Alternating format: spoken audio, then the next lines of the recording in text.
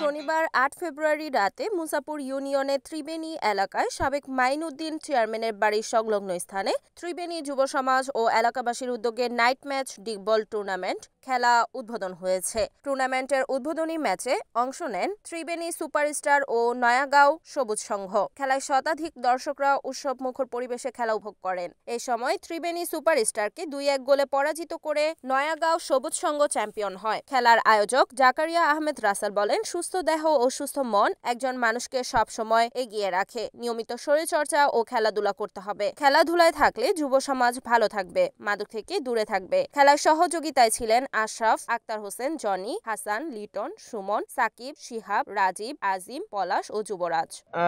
ত্রিবেণী যুব সমাজের খেলাধুলার পাশে থাকি।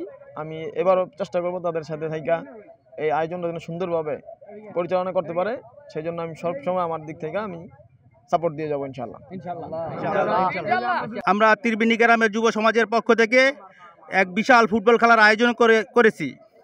সবাইকে আমন্ত্রণ ফুটবল খেলা দেখার জন্য এসে, যাতে সমাজের মাদক থেকে বিরত থাকে যুব সমাজ, সেই জন্য এই খেলার আয়োজন করা হয়েছে।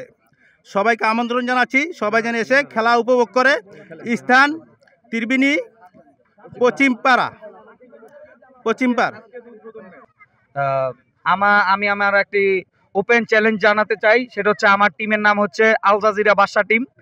আমি ওপেন চ্যালেঞ্জ দিচ্ছি, আমার টিমে থাকবে নাইজেরিয়ান প্লেয়ার 2 জন এবং 1 জন থাকবে চাইনিজ প্লেয়ার। আমি ওপেন চ্যালেঞ্জ দিচ্ছি, আমি এখানকার চ্যাম্পিয়ন হব।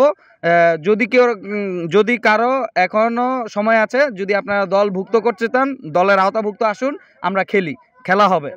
চ্যালেঞ্জ যদি কেউ গ্রহণ করেন, অবশ্যই আমাদের ত্রিবেণী যুব সমাজের সাথে যোগাযোগ করবেন। রিপোর্ট মেহেদি হাসান প্রান্ত, NEN টিভি, নারায়ণগঞ্জ।